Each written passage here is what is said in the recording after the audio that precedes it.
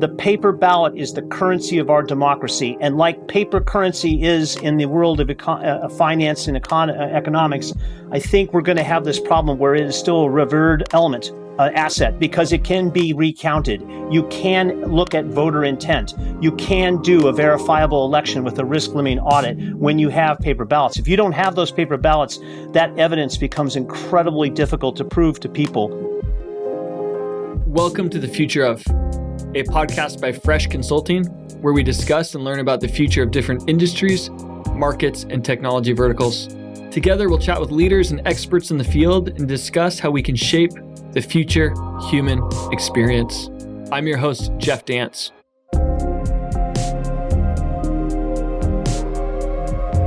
In this episode of The Future Of, we're joined by Gregory Miller, COO and Elections Technology Strategist at the OSET Institute, and Marcelino Alvarez, Chief Product Officer at Fresh Consulting, to explore the future of voting.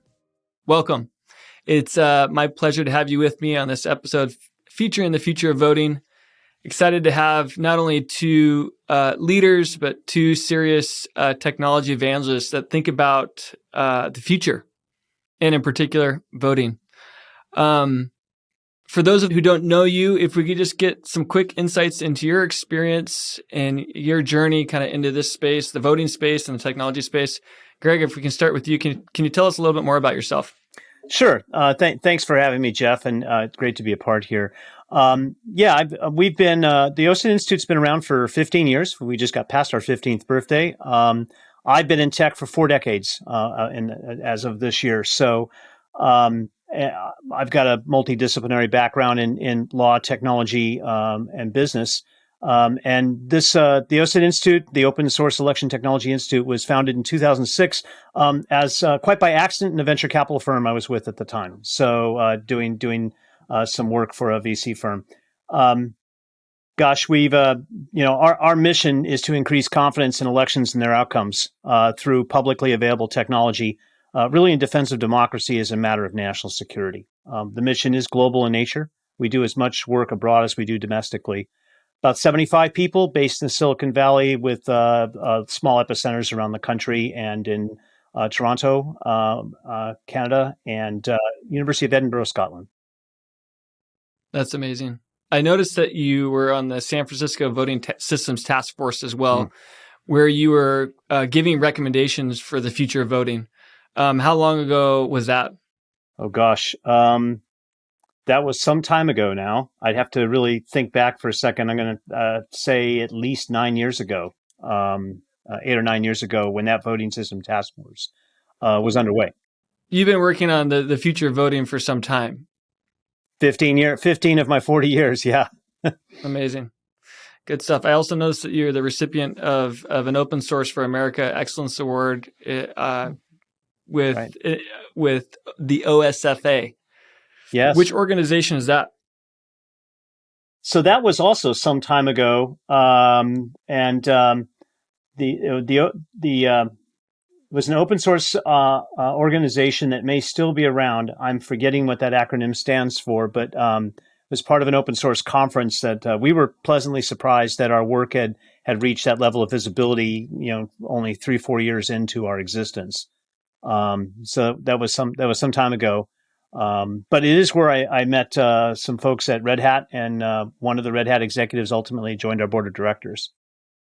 Awesome. Well, thanks for your leadership and your devotion to this space. Having that background of an MBA and a computer science degree and a law degree seems like the perfect triangle to be able to really make a difference in this space. And we're grateful for all the work that you're doing. Marce, turning it over to you, can you introduce yourself to the listeners, to the audience? Sure. I'm Marcelino Alvarez. I'm the Chief Product Officer here at Fresh Consulting. I look after the strategy practice here at Fresh, and over my career, I've had the fortune of kind of sitting at the intersection of new technology, design and integration, public policy, corporate innovation, and startup ecosystems. And for me, the topic of voting and voting systems is really of interest because it kind of brings a number of those things together. I studied public policy and political science in college, I had the good fortune of doing some work with the Census Bureau back in 2018. And as I got my career started on the product design, one of the first digital products that I ever worked on was actually a newsreader app for the 2008 election called Campaign. And it was a political newsreader app that allowed you to filter news by news sources. And so I've always just kind of been a bit of a policy wonk, and I enjoy conversations like this. So super grateful to be here. Awesome. Now we've got the introductions out of the way. I just want to give a little bit of format for our discussion today. I want to start with a little bit of the 101 for those that are kind of newer to the space, then really dive into the future. What can we anticipate in the future, knowing that there's a lot of frustration in the current system, a lot of news articles flying around about some of the issues that Greg, you and others have really been working on. And then I want to jump back to the present and see if we can get a little advice for our listeners today. So that's the format. To kick off, Greg, can you talk us just briefly, high level, kind of through the voting process? There's registration, there's election day, there's sort of validation, there's voting. Can you give us a little bit of a high level around the process today? Sure. And thanks for asking, because demystifying this whole thing is really what needs to be done today in a post-Dominion world, as I call it. So there's two ways to look at this, right? You can look at it from the eyes of the voter, and you can look at it through the eyes of the election administrator. From the eyes of the voter, the touch points are voter registration, getting access to the ballot, whether it's by mail, as we do in Oregon and 5 other states, or in person at a polling place, going through the polling place experience, and then waiting on pins and needles to see what the results are as they're posted through the media. Behind the scenes, however, it's a considerably more complicated and nuanced process.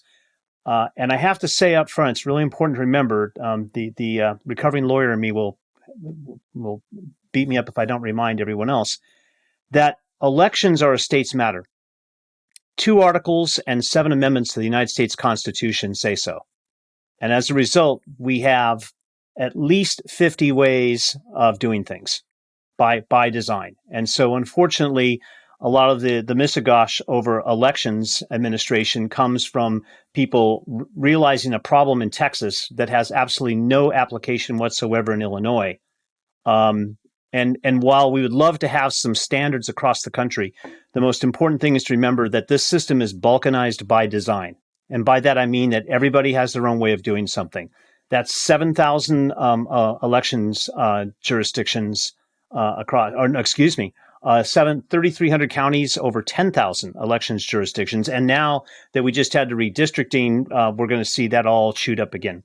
So if we look at it from the perspective of the election administrator, those big events of registration, and then election day, the casting and counting, and then the reporting out and analytics are also there. But there's a lot more that happens in between, and we can go through that to any extent that's necessary. But the most important thing is to remember that there's something called election management system. It's the mothership, the back end of all of this stuff that operates out of the local elections offices. And that is the thing that controls all of the different moving parts, from configuring touchscreens where those are used, to configuring poll books and populating poll books with information in the right jurisdictions, to handling the counting equipment, to rolling up the tallies into tabulation, and then reporting that all out. And there is a lot of misunderstanding, thanks to folks like Phil Jordan and Mr. Pulitzer, out there, as to what really happens in the world versus the reality. And so a lot of misunderstandings, but it's really challenging to go through each one of those in 2 hours. So, but we can certainly focus on the things that are of most interest.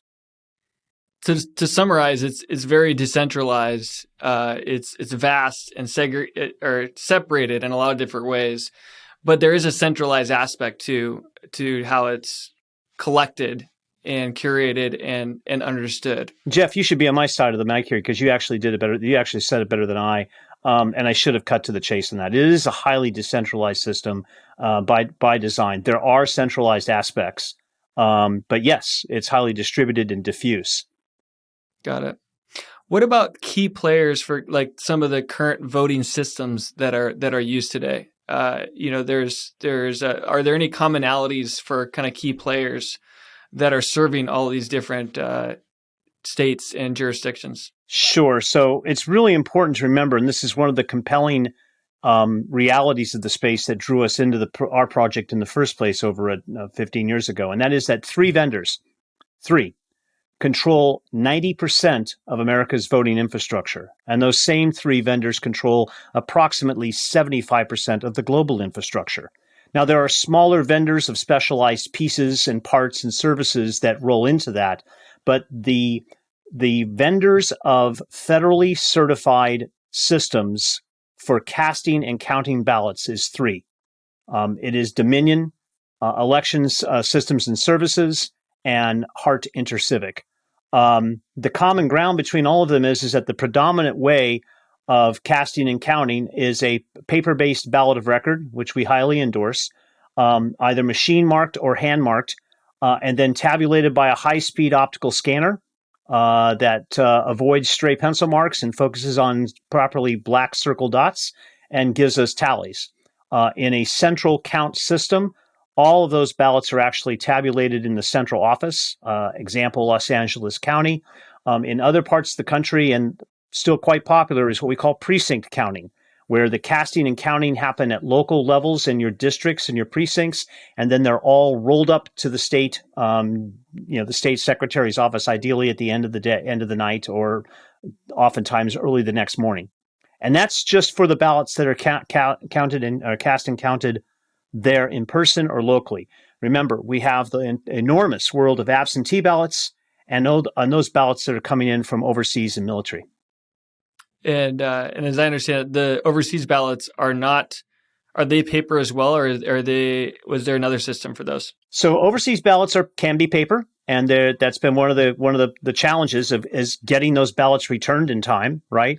And as a result, the Federal Voting Assistance Program, or FVAP, of the Department of Defense has for years offered a variety of alternative ways of getting a ballot sent back. Unfortunately, in our perspective, highly insecure, unreliable. I mean, everything from using a good old, dare I say the word, fax machine to email attachments, God forbid, to some experimental applications that are attempting to use more secure means of digital ballot return, all of which show considerable vulnerabilities. I'll mention that we're working on a project right now for the disability community, which also can serve the overseas community and certain exigent circumstances, that a part of it will facilitate digital ballot return. It's not our part. We're working on a paper ballot return.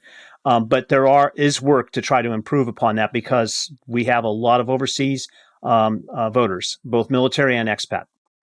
In addition to the conversation we had with our guest on today's episode, we asked another expert to provide their insights on the future.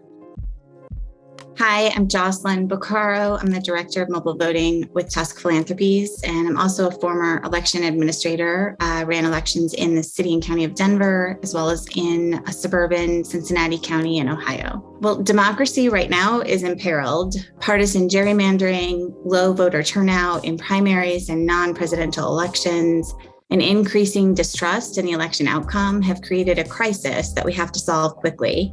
The good news is that technology can help us solve some of this. Emerging technology like mobile voting can help make access easier without sacrificing security, and can help us increase turnout in all elections in the future.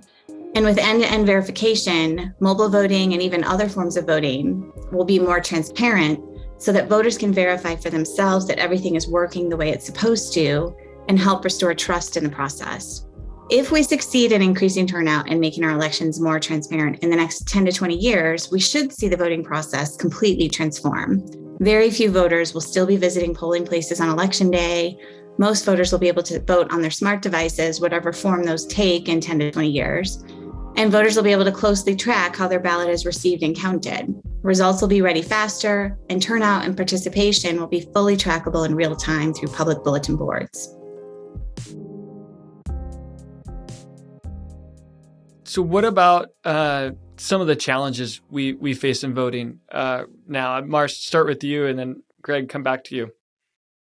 Sure. I mean, I think for me, it starts with registration, right? Last year, 2020, was one of the, record voter turnout years in the United States. 67% of the voting eligible, population voted, right? We had huge turnout, but that still meant that, close to 80 million people didn't vote.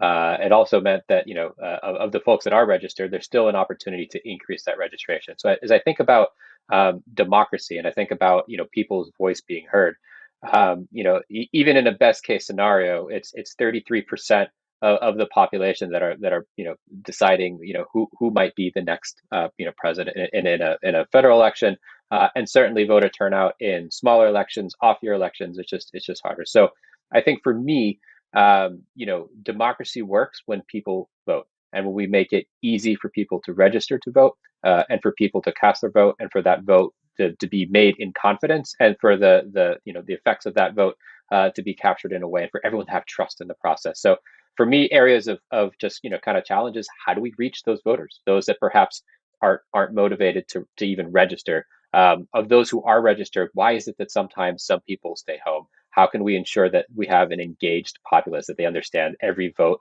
literally counts? And as a former Floridian, I will say every single vote absolutely counts. Don't take that for granted, right? So I think for me, that's where I see a big challenge, is making sure that we are capturing the intent of people, that they are informed and able to kind of vote. But it certainly goes through to voting and processing, which I know is Greg, your area of expertise. Yeah, thank you, Mars. So we heard about the importance of having representation, registration. Greg, tell us more about some of the challenges with voting and processing. Well, I think the biggest challenge is trust, and trust in the vote. We have seen the surveys last year, again this year, right now at a frightening rate, 67, 68, closing on 70% of those surveyed, political stripe notwithstanding, have doubts that they can trust that ballots are counted as cast, that qualified voters are casting ballots, a host of things. Trust in the system is muddled by disinformation and misinformation. I was just on a big call this morning with my colleagues at Twitter, including one of our executives who now is at Twitter. This is a really thorny problem. So on the technology side, the greatest challenge we face is inherently vulnerable technology based on PCs, desktop personal computers, and personal computing products, right? They're inherently vulnerable because they're modifiable.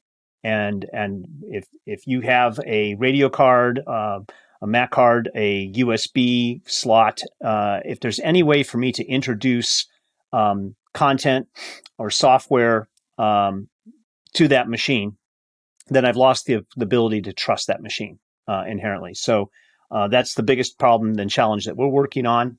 We call that trusted boot with hardware attestation. A nice, fat, complicated 5-word phrase to say that we have to be able to prove that that machine has not been tampered with at a hardware, firmware, and software level. Unfortunately, the realities of the inherent vulnerable designs of this equipment were really taken advantage of by groups of folks who were blinded by their ideology and drunkenly convinced that something happened that didn't happen this time. That's what we call the big lie. The problem with the big lie is that it is predicated on a scintilla of truth, that the machines are inherently vulnerable. That's the work of the OSET Institute and the Trust the Vote Project, to build more verifiable, accurate, secure, and transparent systems so that we can move from black box to glass box voting and we think take a big chunk out of this distrust quotient. So as far as security risks that are kind of present in the voting systems today, you said there is a scintilla of truth to, and you mentioned the surveys. Tell us more about those risks. You're speaking broadly to them, but how could things happen from a threat perspective? Before we kind of talk about the future and what the future might look like, give us some examples. Sure, and that's because I think we believe the future is predicated on solving the trust issue and the security issues to the extent that we can. So the reason I sort of broadly danced around it is because that's a rabbit hole that we could venture down and come back out in a few days and still not have all the answers. Um, so I have to say that thanks to DHS, Department of Homeland Security, and CISA,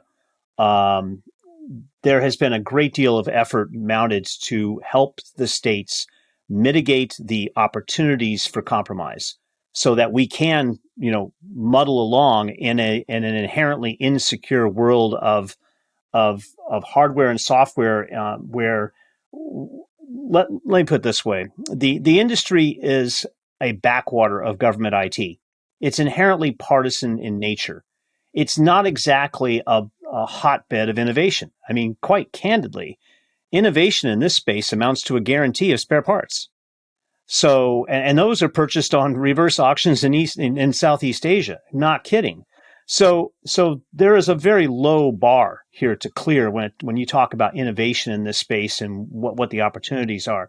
We've managed to muddle along with the system as it is in a status quo state through improvement of processes, right? If you think of the 5 Ps of the ecosystem of democracy, there's people, process, platform, policy, and politics.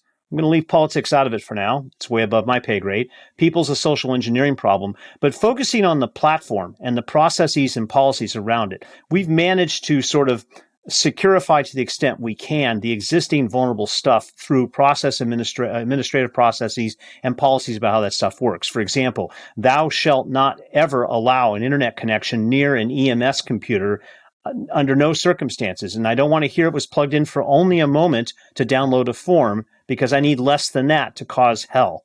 So a lot of steps have been taken, but the security, the threats, if you will, are really to what we call type 3 attacks, the insidious attacks of attempting to compromise a piece of hardware software without you knowing it.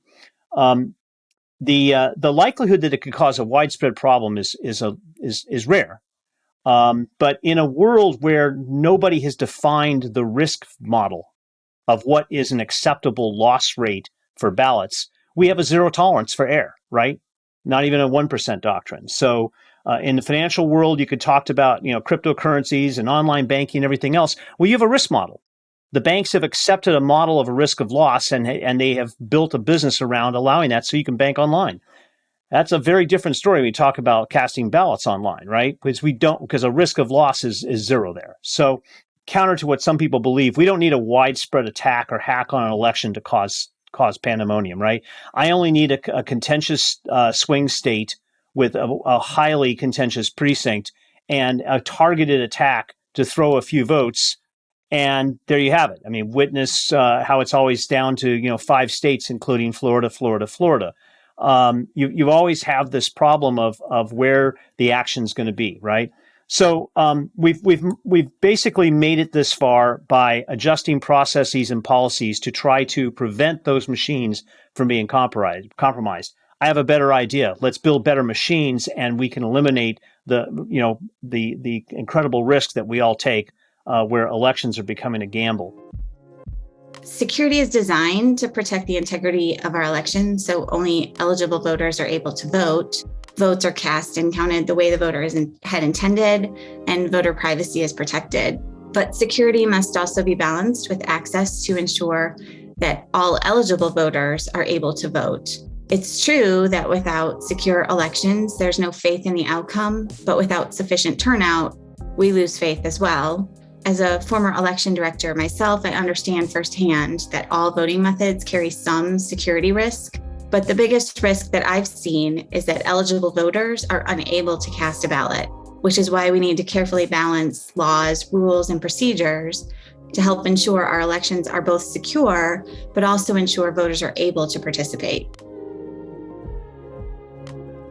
Let's segue there now and just talk about the future. Marsh, start with you. What do you think the future of voting looks like? And you've been a specialist and an expert really on user experience and designing of systems, in lots of different industries. As you think about voting, what do you think the future looks like, especially for the generation that expects maybe something, maybe paper still is innovation, but the this isn't a generation of paper, right? That's used to dealing with paper. So tell us more about what you think the future looks like. Yeah, I think it certainly starts with paper, and it starts with automation as well. I think the big innovation for me is automation. So I'm in Oregon now. Oregon was the first state to roll out automatic voter registration, getting everyone to vote. And Oregon's also a vote by mail state, and our elections have been secure. And vote by mail in the state has bipartisan support.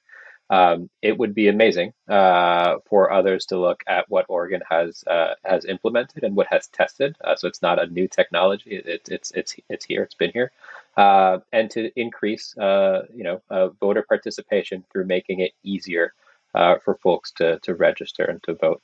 I think working your way to election day. Again, vote by mail is great, but also early voting systems that make it easier for people to vote, not just requiring folks to take time from their day. It is easy for salaried workers to take a day off, but an hourly worker might not be able to. Someone who's dependent on childcare might not be able to take off. So policy innovations, like making election day a national holiday, or even better yet, letting people vote on weekends and leading up to an election.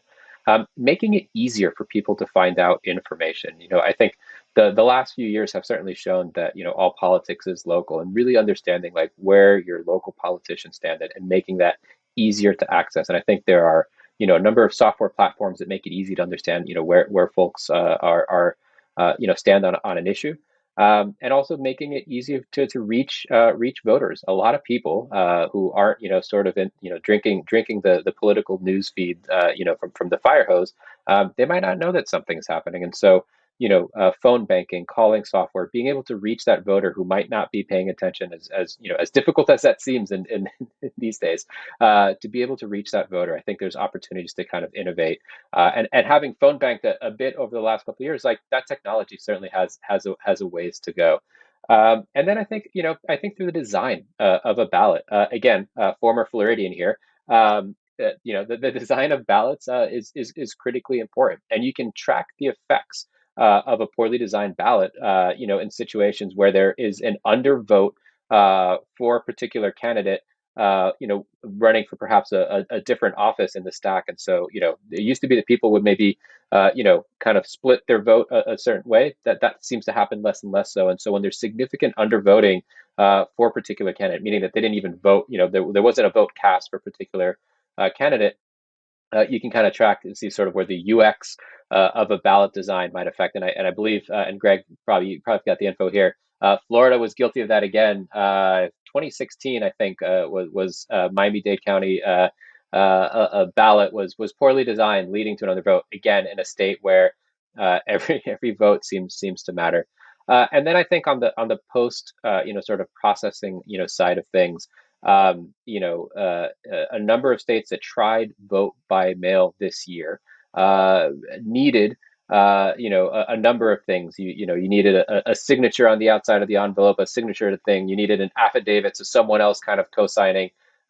That's just really difficult to do, particularly since we've been in this pandemic for so long. The idea of finding someone outside of your household to validate that that's what you voted. We're introducing barriers, and I think in a lot of cases, both the design of these systems and the actual technology used is actually solving for an edge case. This fear of someone casting a fraudulent vote, and the Associated Press came out with a study the other day that despite all the hype that we've seen in the news, there were only 475 fraudulent votes cast that we know about in the last election. And so we're designing for this edge case versus designing for a much greater societal benefit, which is like, how do we make it more inclusive by having inclusive design, inclusive systems, adapting the voting methodology to reach more people.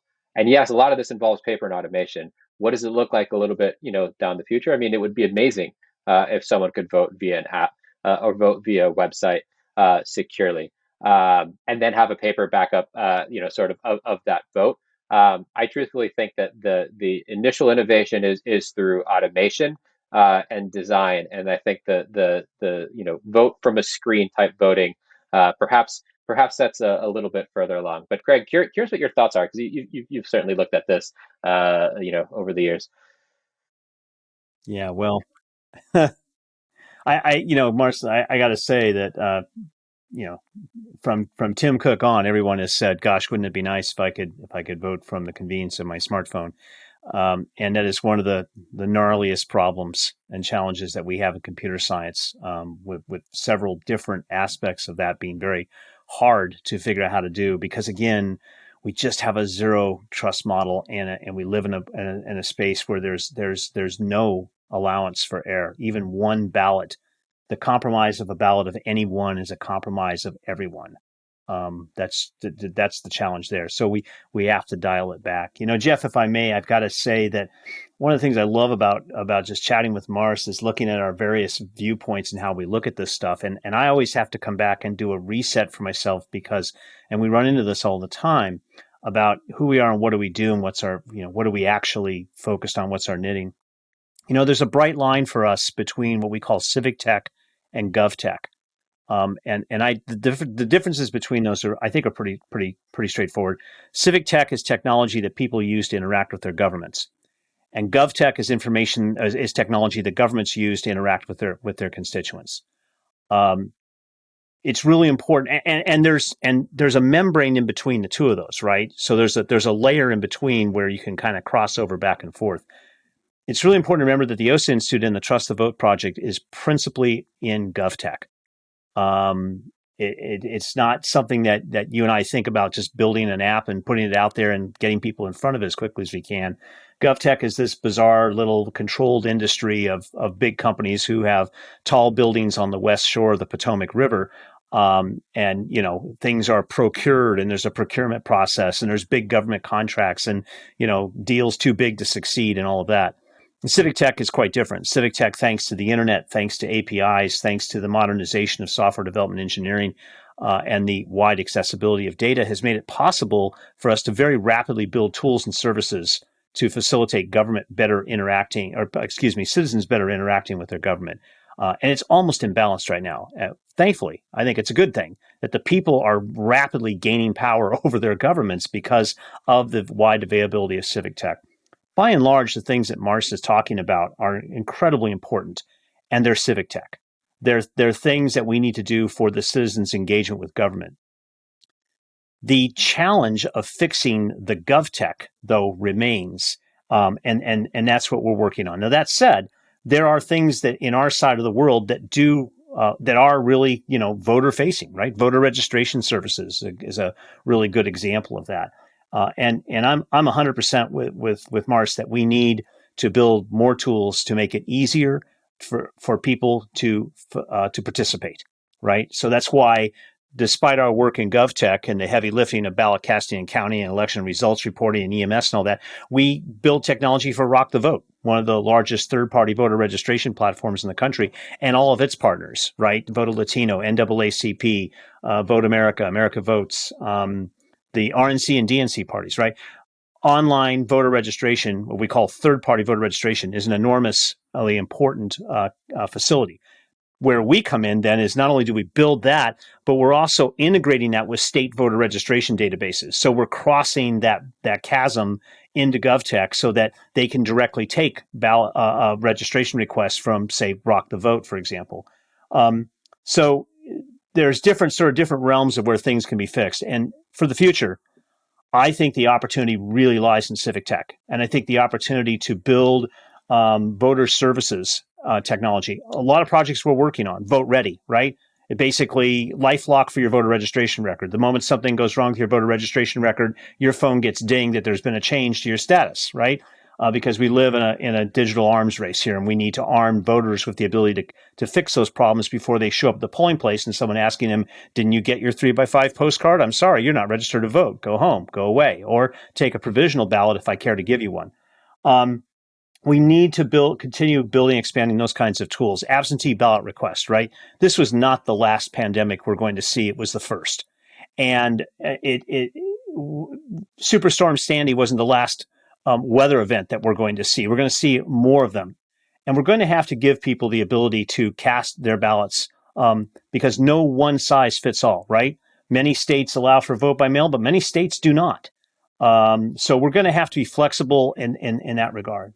Our hope is to just build the technology that ensures that that those elections are verifiable, accurate, secure, and transparent in their process.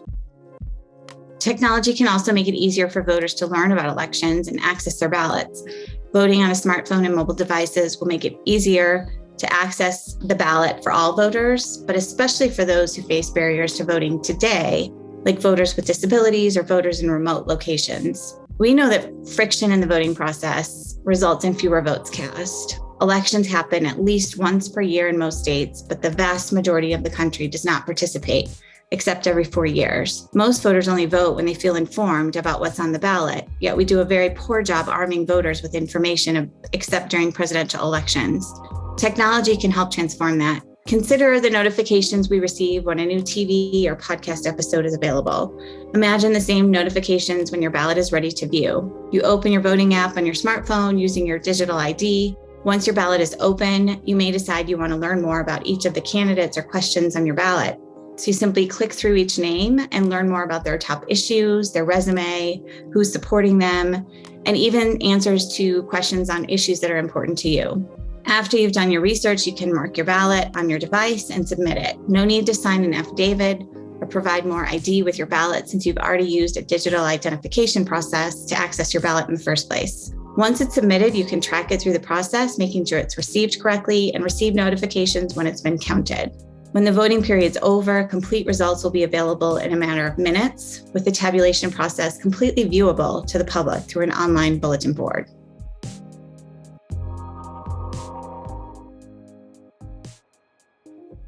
Tell us more about what you think, how technology can play a role. You mentioned technology, and I know technology might mean innovation doesn't always mean technology, right? Right. There's can be innovation in our process, for example, or in the way we audit things. There could be innovation in the way we present the paper ballot, right? But Yes. Tell us more about technology. Yeah, and I want to say there is a lot of opportunity for technical innovation, right? Process innovation, sure. Just go look at Congress trying to get acts legislation through to help process and help policy. A lot of opportunity there. National holiday for elections, as Mars pointed out. But there's a lot of opportunity for technology too across the spectrum. So the Trust the Vote project is working on something called ElectOS.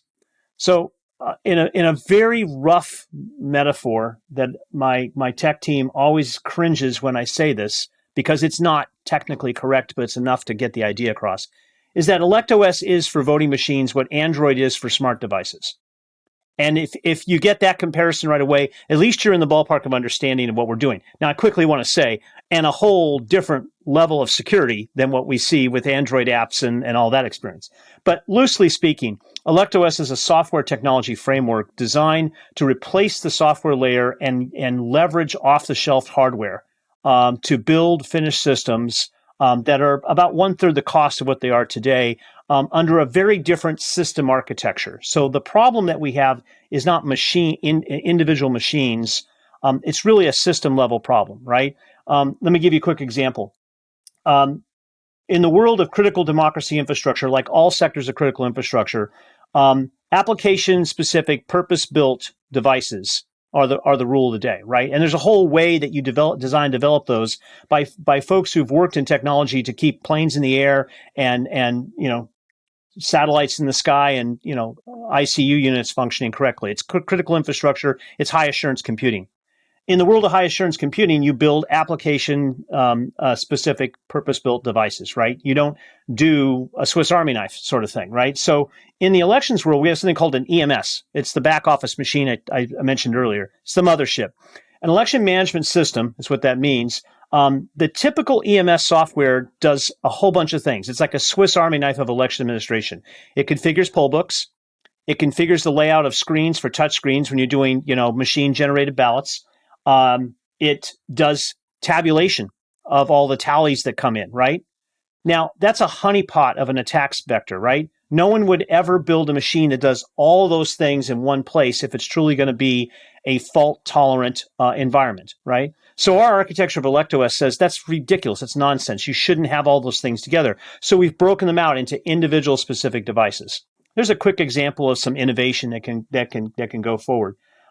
There's lots of innovation opportunity in the user experience at both a software level and a hardware level. I mean, when I look for us over the horizon, because unfortunately innovation here does have some different bars than what Mars is used to, I do imagine a day, and I would love the day to come here in the not too distant future when Fresh and the Institute could get together to look seriously at what does a voting machine look like in the mid 21st century, right? I imagine this device that sits in the polling place that as you approach it, it can tell right away your size, your height, your stature, whether you're in a wheelchair or not, and automatically as you're approaching the machine, raise or lower the keyboard and change the size of the display to allow you to have an interaction that greets you and accommodates and anticipates what your needs are going to be as you go into that ballot casting experience, right? That's a cool industrial engineering thing that I just salivate at the opportunity someday to do, right? Because can you imagine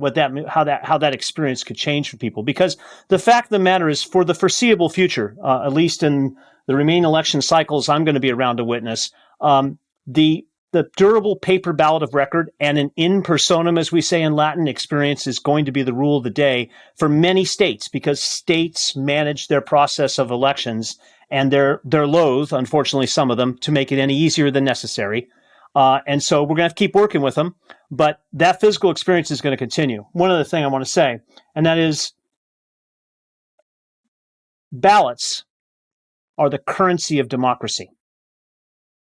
And the challenge that we have as we're all existing in the transition stage between the second and third age, right, is that we have a lot of people that we're dragging, kicking and screaming across the abyss into the digital age, right? So a lot of constituents today only know cryptocurrency, and they only know being online, and they only know their iWatch and their iPhone and everything else. So the idea of a paper ballot is just so completely foreign to them, right? Well, you still have to fill out paper records oftentimes in the in a healthcare setting too. I cringe. I get irritated every time I'm asked with a clipboard to sit down and fill out a form so I can get a vaccination. It's filling out the same information like 20 times. Yeah, right. So all that should be automated. Well, that's electronic medical records, and we're getting there, right? Right. Similarly, we're seeing opportunities to automate and digitize various parts of the ecosystem of voting.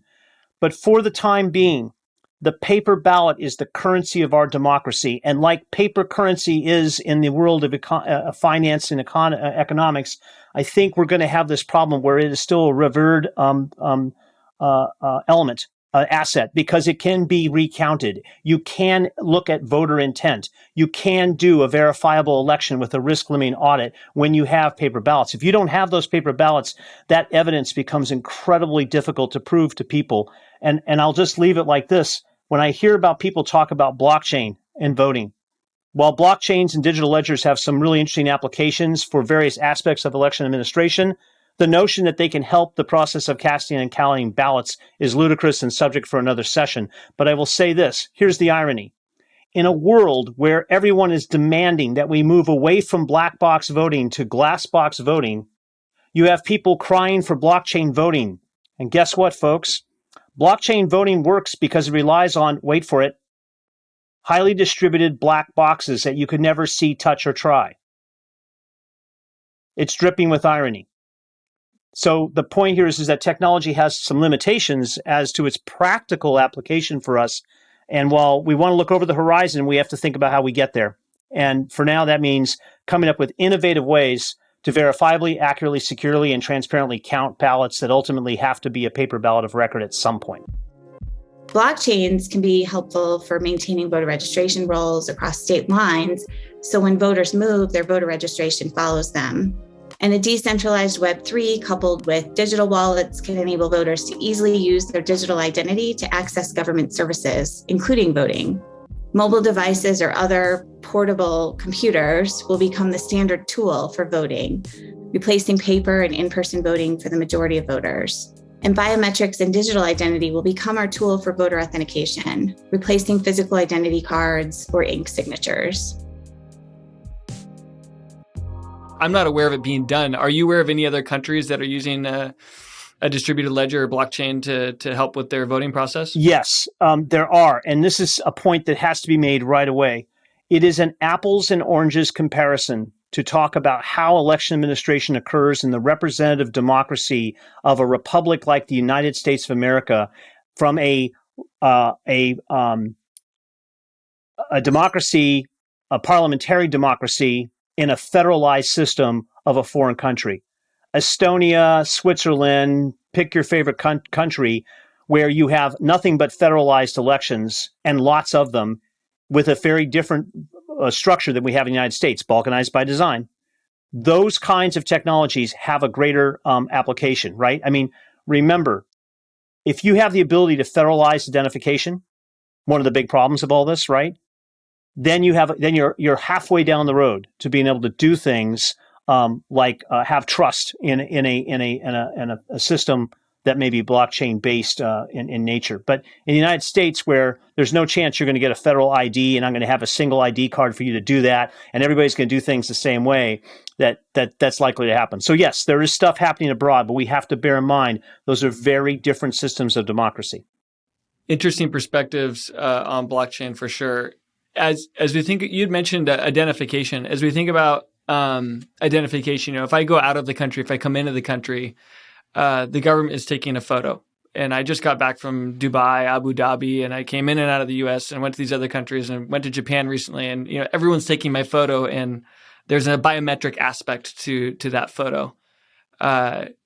Do we anticipate a role for advanced biometrics in the future, whether that's face identification or other?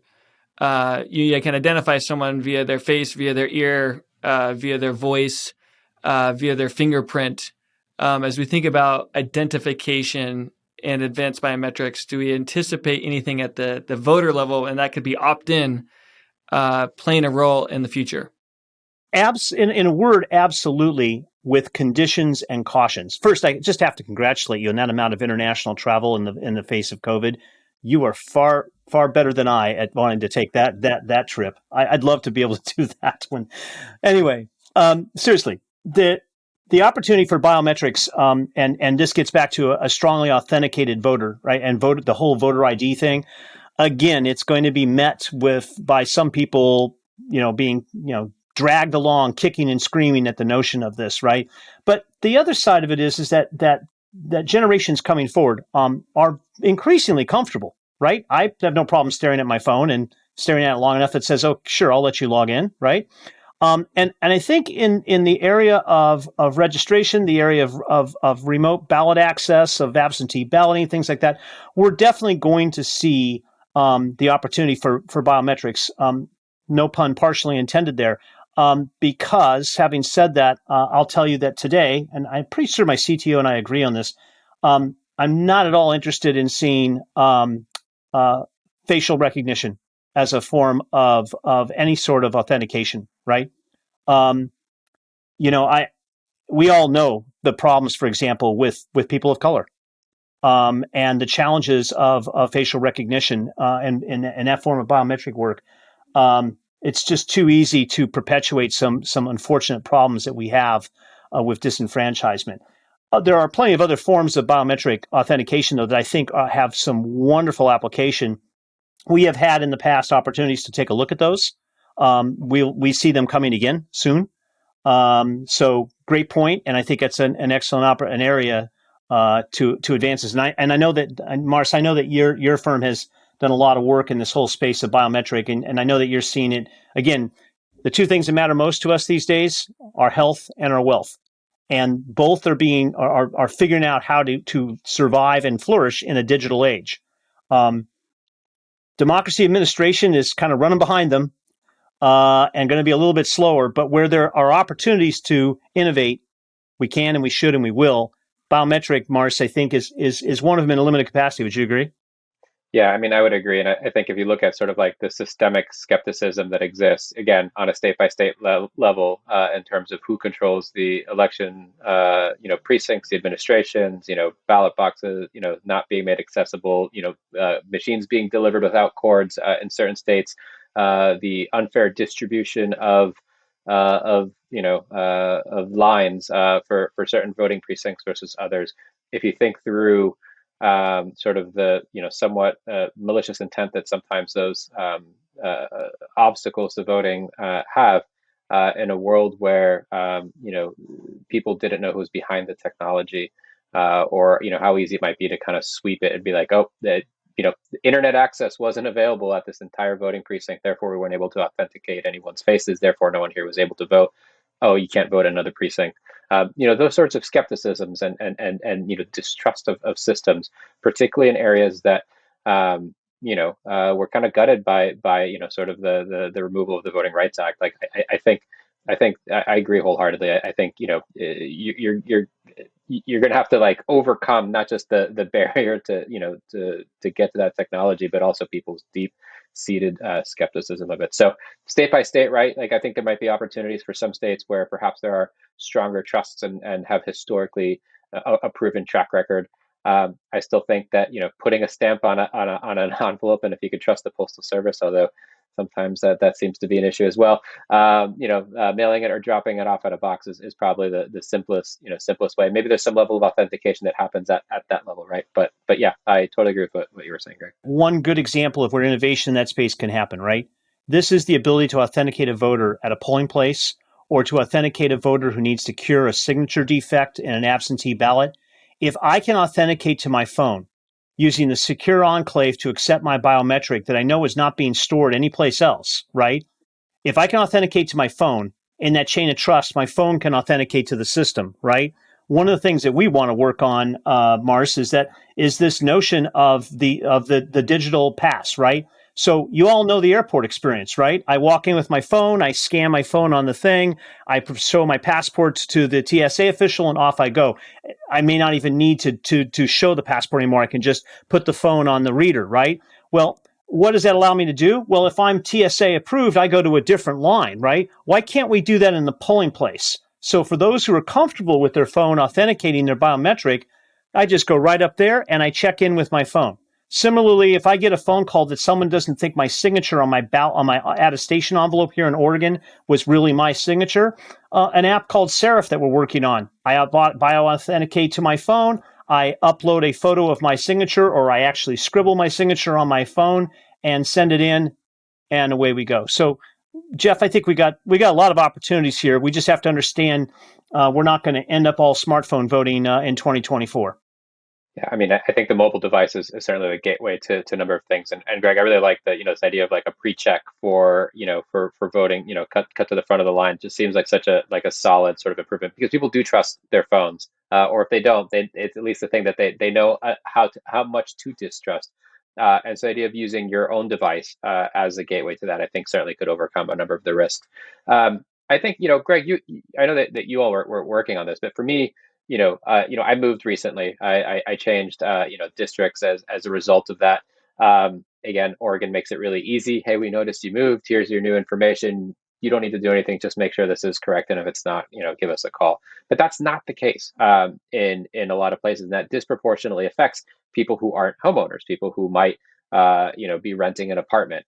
And so thinking through, what is the role, again, registration wise, for like your mobile device to be like, hey, we just noticed that you moved.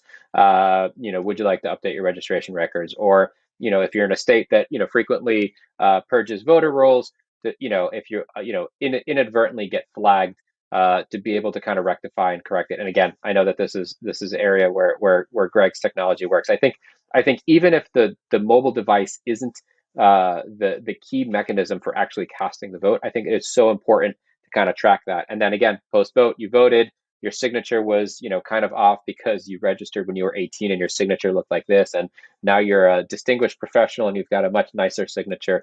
How do you reconcile that in a way that's easy? Hey, we noticed that your registration was flagged.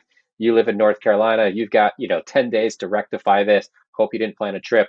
In the interim, making sure that you're notified and you have the ability to, again, ensure that your voting intent was realized. I think mobile, again, I think blockchain for some of the back end, sort of systems to track, some of these behaviors, plenty of place for that technology to make its way. I think the simple cast of voting, for the foreseeable future will be paper based, but all those areas around it can certainly employ quite a bit of other technology to improve the experience. Yes, and we're working on a big project right now to develop a ballot marking tool for the disability community. 15 million voters, folks, need assistive technology to cast a ballot in an equal participation capacity. We're working on apps right now with the Federation of Blind and others to actually do that. That's going to start out with a marking system. It's going to print out a ballot in paper, right? And then that ballot's going to be returned. Some people will do digital return, but even in the digital return, those digital ballots will end up being printed on official ballot paper. And I'll just leave with the fact that with the official ballot paper, although expensive, there's potentially technologies there to make sure that that piece of paper, that ballot, can be authenticated, much in the way that you look at a $100 bill up in the light to make sure that, yep, sure enough, it's official.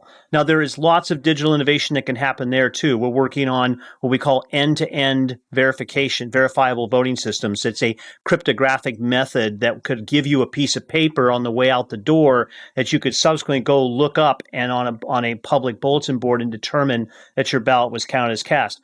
There are steps that are going to slowly get us to the point of where we can increasingly rely on digital means and rely less on the archaic piece of paper that may be archived for record purposes. But I would say this to that audience that says, man, I just can't imagine paper. Help us.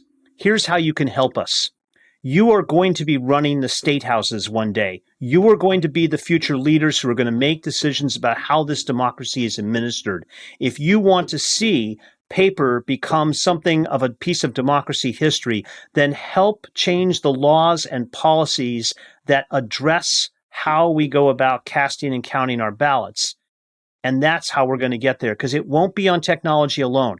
This is one of the big problems with blockchain voters, Jeff, is that they all talk about this elegant technocratic world where, yes, in a perfect world that would work. But what you've told me is you have no appreciation, no respect, and no understanding for how regulated by law and policy the process of administering elections are today in order to do something very important to our democracy, and that is to preserve and protect the secrecy of the ballot and the anonymity of the voter. And until you decide as a policy matter that that's no longer necessary, we're going to have means to protect and preserve those two fundamental pieces of our democracy, secret ballots cast in a way that I can never prove how you cast it. And Marce laid down the goals. Make it easy, convenient, dare I say, delightful to participate. And suddenly the fact that we end up with a piece of paper is going to be incidental. Just to make sure we're capturing, all your thoughts in the future. If democracy, if the Constitution was formed in the last decade, right? If democracy started in the last decade, and here we were, hey, maybe Wally helped rescue us up in space, and we came back to inhabit Earth, and we're going to start voting over today. Like, do you have any thoughts about how things would be redone, knowing that there's so many pieces? We probably talked about 20 different pieces of the puzzle, but if you think about the technology and the structure that we have today, if you were to redo things, any thoughts on that as we think about the future? I mean, this is probably off topic a little bit for this one, but I think about representation in the Senate and the distribution of land versus people. So certainly a couple more states and just a different form for the Senate. I think about districting and how maps are drawn and would want equitable, drawing of districts. Again, making sure that the intention of people is such that the majority of a population has a vote. Like, what you don't want in a democracy is minority rule. And I think often in some places you get into that space. So different podcast, not for today.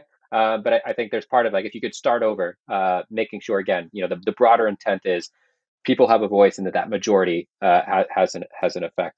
And then I think through, the simplicity, the pathway to get there, I would love to see 90% of eligible voters vote in an election. To me, that gets you really, really close to, the possibility of a majority of the population actually deciding outcomes. I think that, to me, is truly a representative democracy. Would be incredible to get to that place and to see trust. I think there's something to be said about, peaceful transfers of power and trust in the system. And, if your person doesn't get it, to still realize that the person who gets elected into the other side of it is part of continuing an institution, not necessarily a partisan view. And so I think trust is so fundamental, and we've lost that. And again, we've lost it for very, very different reasons. But in order for it to work, members of both parties, because we're a very bipartisan system, need to see their vote, and see their vote, see it through, and then also kind of trust the outcome of it. And then maybe it's a multi-party system, right? Like, maybe truthfully, like what the last few years have shown is that like there is sort of an in between, and I think just trying to lop things into parties. So how could you make it easy for third parties to be part of it? Could you have things like ranked choice voting that allows people, to make a vote for their number 1, 2, 3, and 4, and so they can make a vote for a particular policy issue, but then not use it necessarily at the expense of a much more negligible outcome. So I think there's so much that you could do, and technology could absolutely play a huge role in explaining how like something like ranked choice voting like might make its way into an election system and make it easier for people to understand that like it's not just one side or the other, that there's really we're a very multicultural country, there's so many opinions, making sure that there's pathways to see those opinions translate into votes and into opinions. I would echo a lot of what Mars said in a slightly different way, that is the technologist being encumbered by legal training. The question you pose is predicated on a recognition of what we have as a grand experiment of democracy that's hurtling towards its 250th birthday in July of 2026, when, as my constitutional law professor likes to continually bug me about the fact that this is the grand experiment, and we're about to see if we can make it, because you cannot name for me a democracy in the Western world and civilization that has survived more than 250 years. I would love to have been back there watching this all unfold with Franklin and Hamilton and everyone else, because you see, this grand experiment was predicated on understanding why this nation was formed in the way it is. Those folks coming back from space would have to be asking a very fundamental question. Are we facing a nation that is a group of states, a United States of America, in which there's representation of the states and representation of the people? Or is this one big country from sea to shining sea, right? And so depending upon what you're asking of a democracy is going to dictate a lot about how you're going to manage and administer the technology, right? When people come to understand that the people don't vote for the president, the states were intended to be selecting the president, and the people were intended to pick their representatives, right? The House of Representatives and the Senate, right? This is a huge challenge. I mean, heaven forbid, what we're racing towards is a challenge in the Supreme Court of the Electoral Count Act of 1789. And I dare say that if that is ever put before SCOTUS, I believe it'll be overturned. And we're going to have an entirely different magnitude problem on our hands, because if the electoral count is overturned, the electoral vote count act, what that means is that the states truly control what the Constitution has always said they do control, their choice of electors for the President of the United States, that they can summarily set aside the people's vote. Heaven forbid that happens. But as we look forward and think about how is this democracy structured, we're going to have to remember that it is the way our founding fathers put it together. They brought together a bunch of colonies. They made them states. They added more states into it. They created a union. It's a one-way trapdoor. You can join, but you can check in any time you like, but you can never leave, as one great artist once said. These states can't succeed. Their succession would bring about a problem, right? We've been there. We played that movie. We saw how it ended. We don't want to go through it again, and yet we're closer than we ever have been. Only by reestablishing trust in how this process and system works today can we hope to go forward and have that chance. But if we were to redo it over, I think we'd have to ask a very strong, important question, threshold question. Are we going to be a group of states united by a federal constitution with a tremendous amount of independence of those states, state sovereignty, or are we going to be one federalized nation of people? And depending upon how we choose that outcome is going to determine how we build a system of democracy administration. That's my humble opinion. Your mileage may vary. See your professors for further advice. I loved your earlier emphasis on unification and the united and United States, and but then the balance with this sovereignty and the independence of states and how we've built this nation. Lot of factors to weigh here as we think about the future. Greg, you've been with OSET for some time. You've devoted almost 15 years to this space. What other organizations are you aware of, bipartisan organizations that are really trying to move the needle forward? Sounds like your organization is one of those. What other organizations are you aware of that are really trying to push, the experience and the future forward? Well, I mean, we're unique in nature, right? Because as far as, according to a UN working group, we're the only nonprofit, nonpartisan C3 that's literally trying to build the soul of a new machine, to borrow a title of a famous book long ago. We really are trying to cut the code of the people's voting system, right? That's our charge. Build the people's voting system, public technology. That's unique. It's difficult for me to cite anyone else doing that thing. In terms of people who are trying to move forward, advance the innovation of democracy, oh my gosh, there is a long, long list, right? I know most of them by acronyms these days, like the CLC comes to mind, the Brennan Center and their research work and what they're doing.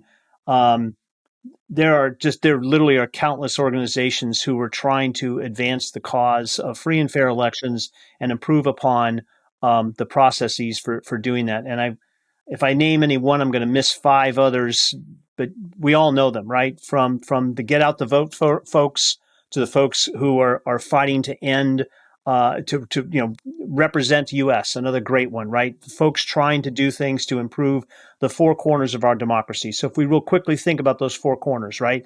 There is the notion of campaign finance. There's a notion that a service in government should be just that, a deployment, a service, not a career. Seats in Congress should not be like franchises that are handed down generationally and bought and sold, right?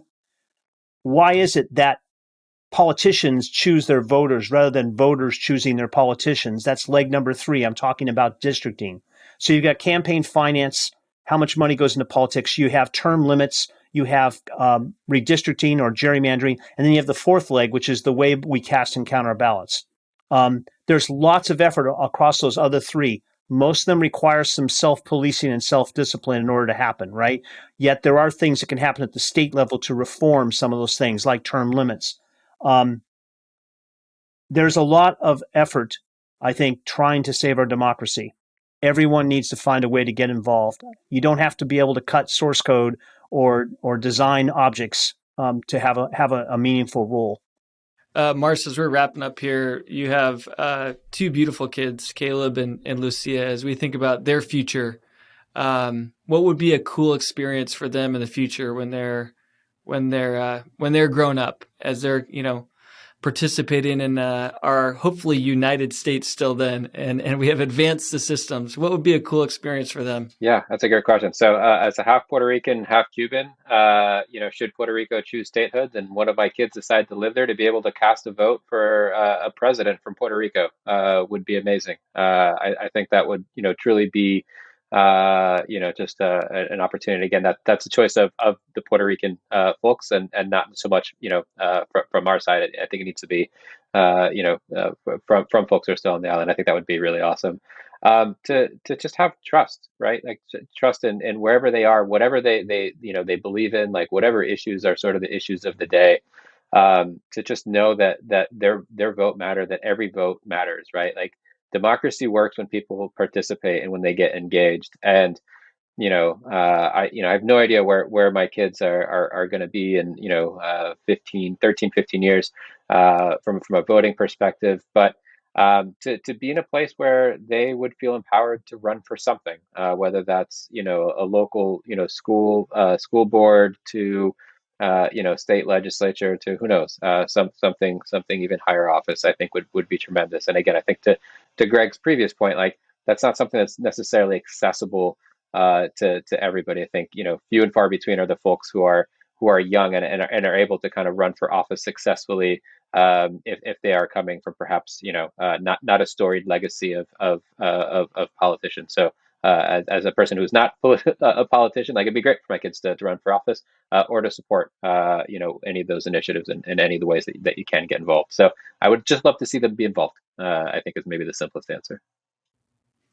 Thanks for that. Greg, for you, you have a lot of experience in this space. You have 3 different degrees. Thank you for your devotion to the space. If you could look back and give yourself some advice, your 21-year-old self some advice, what would that be? Really take that ski lift operating job in Aspen. I've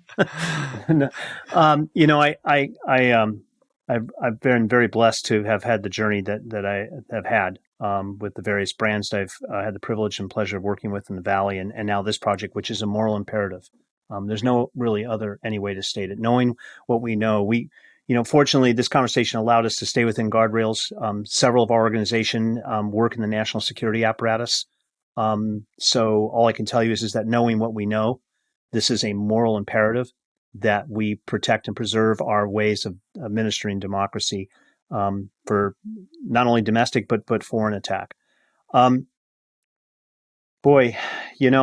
Looking back and looking forward, if they could do it all over again, sort of thing. I would really have to ponder that one more, to be honest with you. I think that where I've come has been kind of what a long, strange trip it's been, but I wouldn't do it any different. I think that, to Marce's point, engagement, getting involved. I think the only thing I regret is that I came to this so late. Right, I'm in the final quarter of my career, easily. I'm probably going in overtime, but I can't stop. I wish that we had seized upon these issues earlier, but they happened when they happened. I mean, let's face it, it wasn't all that long ago, 21 years ago, that we had the hanging Chads. I mean, we're at a place today where people are concerned that some poor kid named Chad actually was hung. It's that much distance has separated, the election of 2000 and Bush v. Gore and where we are today, and the introduction of technology to try to take us away from that problem. I would have engaged earlier, I think, if I'd had the opportunity. I didn't. I spent a good portion of my life being an athlete, and I try to avoid that stuff. Right? I still really, really hate politics, to be honest with you. And I'm reminded every day by our comms director that we have no choice, but our ship set sail on that sea of crap, and we can't get away from it. Right? We just have to figure out how to navigate it. But engagement's everything, and I wish. I mean, I get so bummed out when I hear younger folks today who are just of voting age who have no intention of participating, who look at what's going on and seeing the crap that's going on, the fact that there's no accountability, right? In the world of politics, it's not a lie, it's a messaging strategy. And please don't confuse me with the facts. I would have tried to engage earlier to figure out if there were ways to bring honesty and integrity into a system that has become so besieged by it being natural to just lie. I'm very disappointed in that part of it. Thank you. I really appreciated both your insights and wisdom and all the devotion to this space. Loved having you on the show as leaders and as evangelists, and really appreciate your time. Thank you. Yeah, my pleasure. Thanks. The Future of Podcasts is brought to you by Fresh Consulting. To find out more about how we pair design and technology together to shape the future, visit us at freshconsulting.com. Make sure to search for The Future of in Apple Podcasts, Spotify, Google Podcasts, or anywhere else podcasts are found. Make sure to click subscribe so you don't miss any of our future episodes. And on behalf of our team here at Fresh, thank you for listening.